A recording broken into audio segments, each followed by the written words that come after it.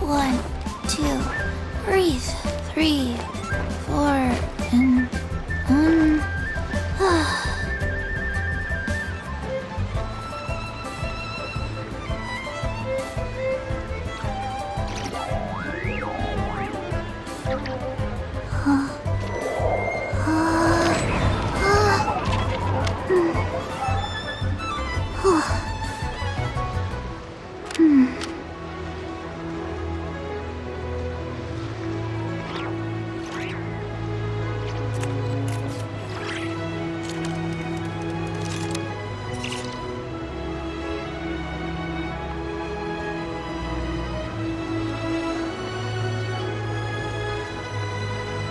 One, two, breathe. 3.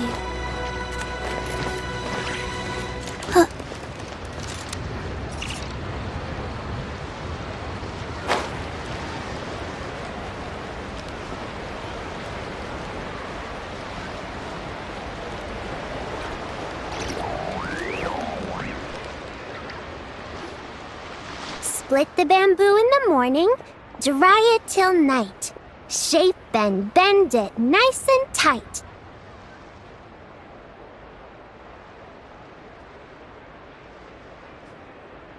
Cross the strands to form a pattern, coat in silk, and you have a lantern.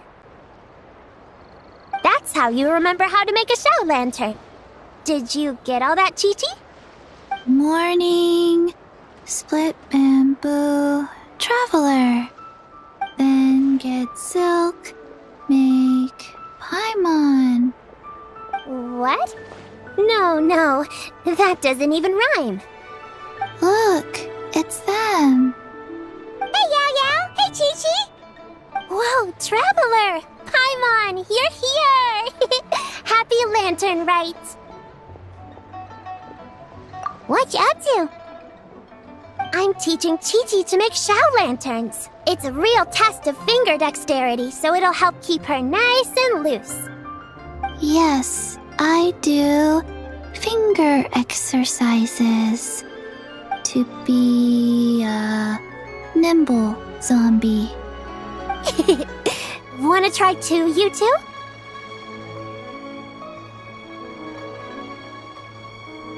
Oh, okay. Well, we need a whole bunch this year so it doesn't get too dark at night. Too dark? What does that mean? Dr. Baiju has patients who got hurt walking at night. The moon disappeared, so it was too dark to see. The moon disappeared? Like, behind the clouds? It was Jeonju, the moon devourer. Changshan told me about it, but now I forgot. It's an old myth from Chenyu Vale about a giant toad in the sky that eats the moon. What? The moon gets eaten? It's just a story. It's not like there's actually a giant toad in the sky. I asked Master about it, and she said myths are just insights into how the people of the past understood the world. Well, I didn't see it that night. But I've checked several nights since, and it's been there same as ever. According to Chi-Chi, though, the Ministry of Civil Affairs sent someone to do some kind of serious investigation. So, I don't know. Maybe something did happen. The Ministry of Civil Affairs? This is starting to sound bad. It's okay. You can fly. Even if it's too dark, you won't fall and get hurt. Yeah, exactly. So turn that frown upside down, Paimon, or someday you'll get a whole bunch of wrinkles and wake up looking like an old granny. What? Okay. No more frowning. But the traveler can't fly. He can still fall and hurt himself, right? Don't worry. That's what the shell lanterns are for.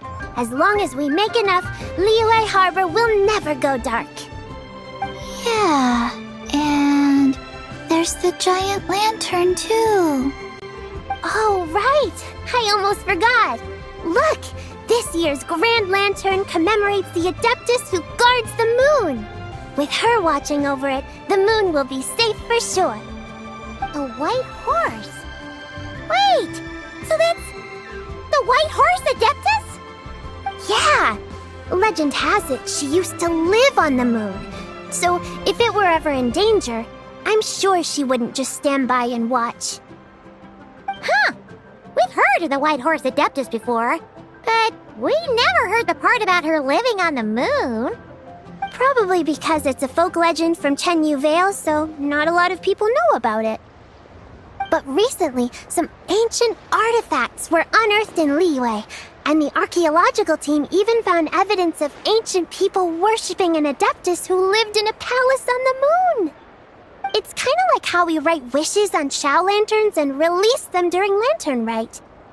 The White Horse Adeptus would descend from the moon in her jade carriage and grant people's wishes. Ooh! When did that happen? She sounds different from the other Adepti in Liyue. It must have been a super long time ago, 'cause even Master barely knows anything about this Adeptus.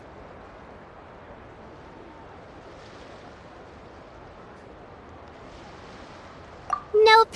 Kinda unbelievable, right? Yanfei said the White Horse Adeptus might even be a made-up legend, just like Janju the Moon Devourer.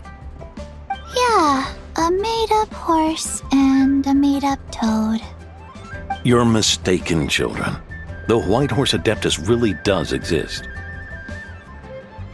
Oh, Mr. Liu from the Baiju Guest House. But how do you know that for sure? Have you ever wondered how the guest house got its name, Yao Yao? Baiju... White Colt. So, it's named after the White Horse Adeptus? That's right. And that's because one of my ancestors was once blessed by the White Horse Adeptus. Wait, really? Tell us more! Tell us more! It was a long, long time ago, when this ancestor of mine was still a young girl. She was out gathering herbs and accidentally fell off a cliff, but the White Horse Adeptus rescued her. Oh, that's it? Paimon was expecting something a bit more... special? We've heard a whole bunch of stories like that before. Patience, young one. Let me finish. After the White Horse Adeptus saved my ancestor, she told her a story about the moon and the ancient kingdom of Langan. My ancestor was so captivated that she completely lost track of time. So much so, in fact, that when she returned to her village, she found nothing but a desolate ruin in its place. It was as if, without her knowledge, countless years had passed in the mortal world. Huh? The most extraordinary part of all is that it turned out to be a dream. When she woke up, she found herself at the bottom of the cliff, right where she had fallen. Other than her medicine basket, now filled to the brim with rare herbs, it was as if nothing had happened, until out of nowhere, a horse's whinny echoed through the air, and when she looked up, she saw a pristine white horse leaping over the cliff. A white horse leaping over the cliff? Wow, that sure is a crazy story. But now, it's starting to sound a bit too far-fetched. Another skeptic. You sound just like my son. But I know it's true. Ancestral records don't lie. Wait, so Your son doesn't believe it happened? Don't get me started. Not believing is one thing, but he even wants to change the name of our guest house. It's a disgrace, I tell you, a disgrace. Well, it was getting about time for him to take over the guest house. And what's the first thing he does?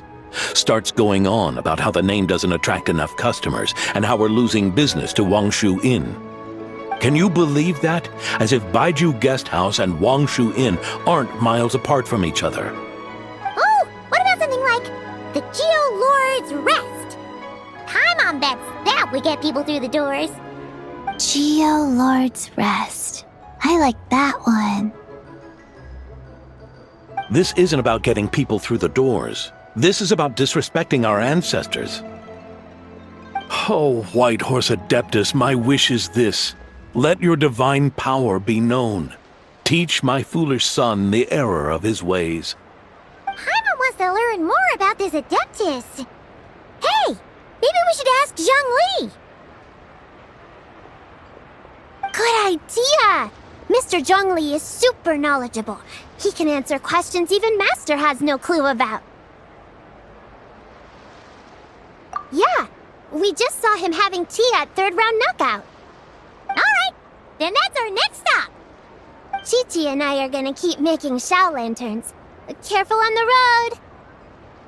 Goodbye, Paimon. Goodbye, traveler.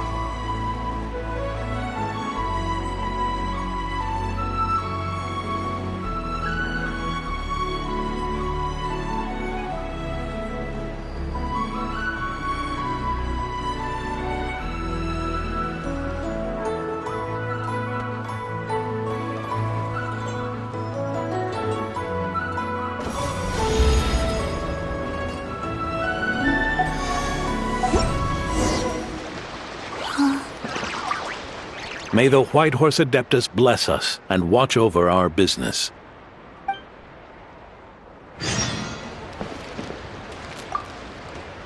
Mr. Zhongli is having tea at third round knockout. Good luck!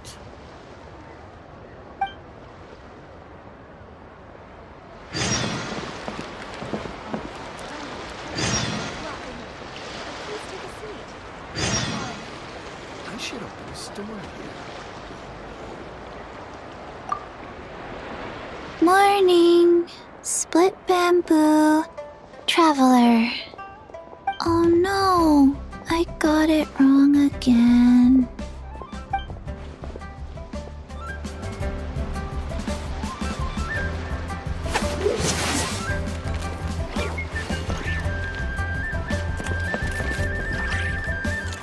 Morning. Split bamboo. Traveler. Oh no. I got it wrong again.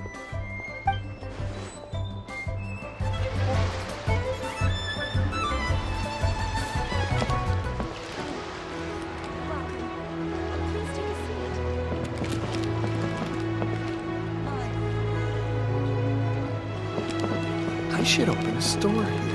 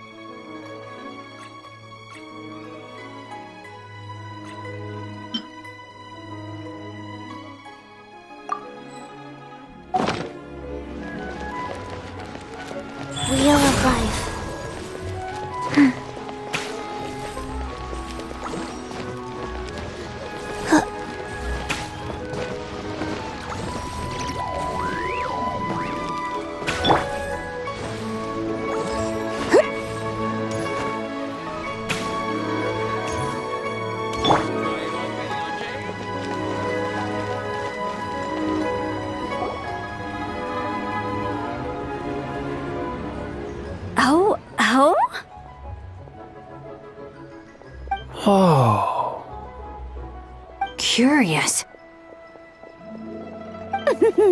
Impressive, right? What's with all the commotion over here? Oh, Traveler and Paimon! Perfect timing! I have something amazing to show you! What is it? Huh? What the?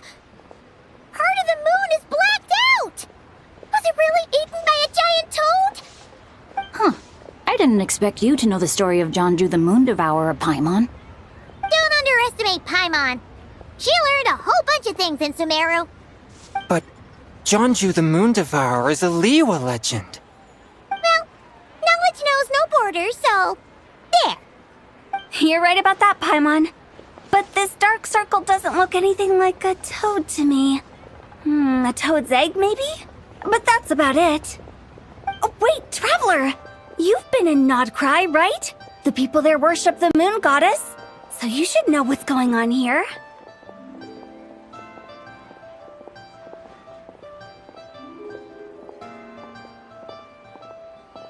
Really? Not even in a place where people worship the moon? Huh.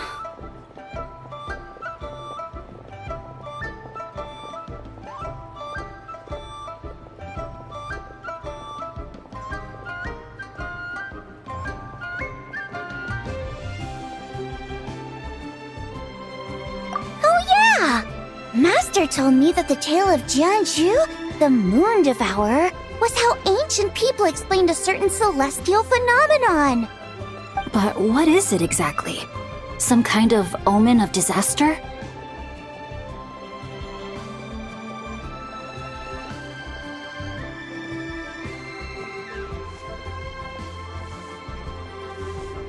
How so?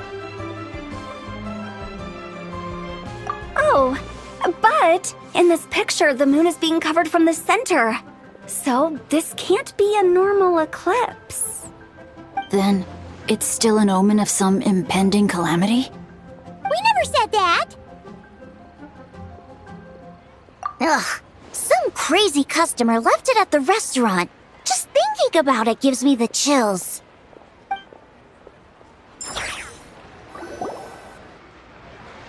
Attention, everyone! As the auspicious festival season approaches, I have an announcement to make. I, Lu Xiong, am on the verge of becoming one of the most renowned archaeologists in all of Liyue Harbor. No, scratch that, in all of Tibet. Even though I never trained at a prestigious academy, I've still managed to dig up tons of treasures. And I understand practically a whole dictionary's worth of big words, too. Like my pops always says, no pain, no gain. And I haven't had it easy, that's for sure. So, it's definitely my turn to make a name for myself. What's the deal with her? No idea. Maybe she ate a bad batch of perch stew? What? You don't believe me? I'm telling you, I dug up treasures from the ancient nation of Longan. I even got a picture of Jonju devouring the moon. Longan? Jonju? What is she even talking about? Sounds like she's a few perches short of a stew, if you know what I mean. So what if blackback perch stew is my favorite? Stop talking about me like I'm not here. Whoa, what are you doing? You're just a stupid, ignorant man, and I'm gonna kill you. Young lady, you need to calm down. What? So you're looking down on me now too? How about I take you both out then? How does that sound? This is a place for dining. If you wish to take me out, you'll have to do it elsewhere. Don't act like you're better than me. Do you know who I am?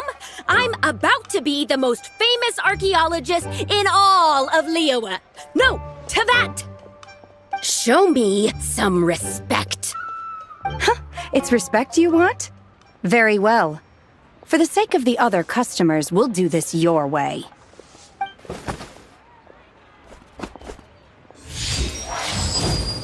What?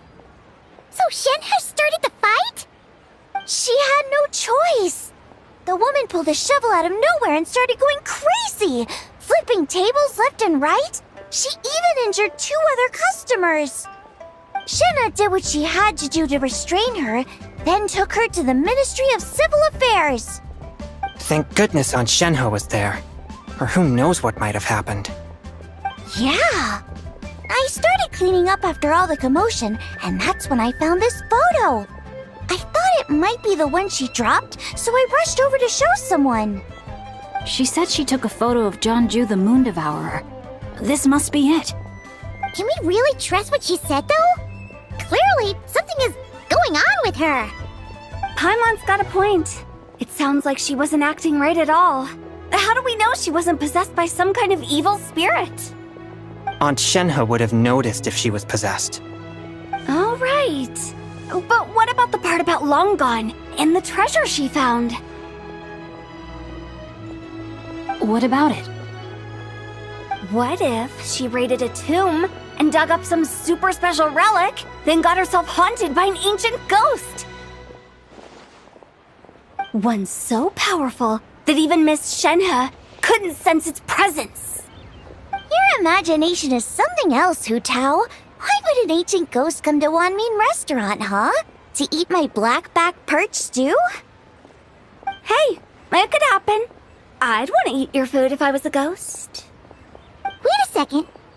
She mentioned the ancient nation of Longon, right? Paimon's heard that somewhere before. You know what? My brother mentioned that some ancient artifacts were unearthed in Liyue recently. Mostly colored glass, fine jade, and bronze relics. Some of the text inscribed on them has already been deciphered. There were some poetic verses, but the word Long Gone popped up as well. So, does that mean this Longon place is real? Still, Paimon knows we've heard the name somewhere before. Do you remember, Traveler?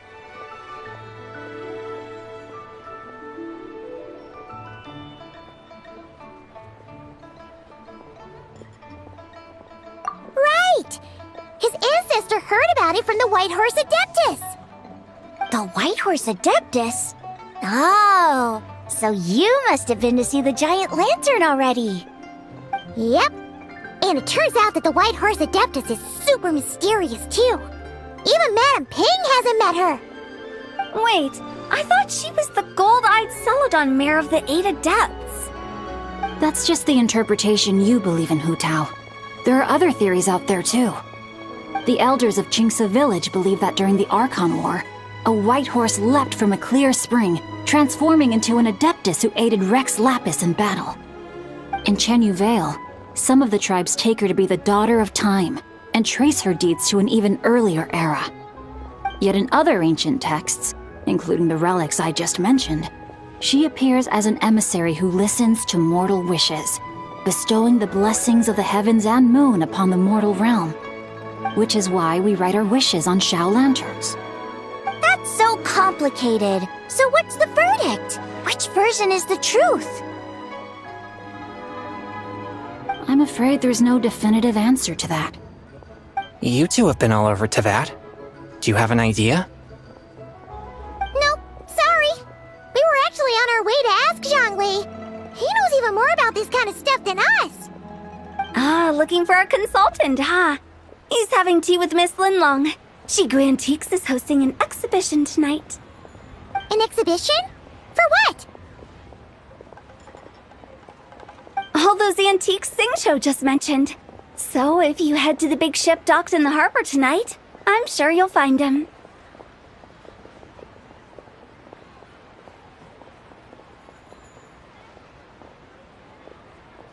So, where to next? How about we go to the Ministry of Civil Affairs to ask about the White Horse Adeptus? We might be able to find out more about the recent moon situation, too. If you're heading to the Ministry of Civil Affairs, could you give them this picture for me? Since it belongs to that customer, she deserves to get it back at least. It might even help the Ministry with their investigation.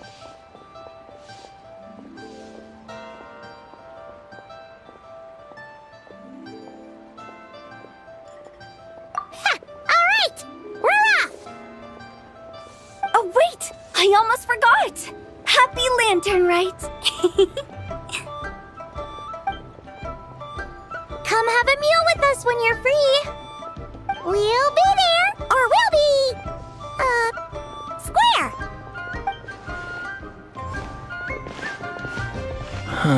Thinking about it now, could it be possible that photograph was a fake? A fake? You mean like the customer fabricated it to gain academic recognition? Nice one, Chongyun. I never even thought of it like that. How about we go check out that place tonight? I know exactly where it is. All right. I'll get scolded if I get home too late. Live a little, Singcho. You act like this is a first for you. Worst comes to worst, we'll get Xiangling to cook you something delicious, okay? Well, when you put it like that, I suppose it's worth the risk. You were just waiting for the promise of free food, weren't you? Fine. It's a plan then. We'll meet up tonight.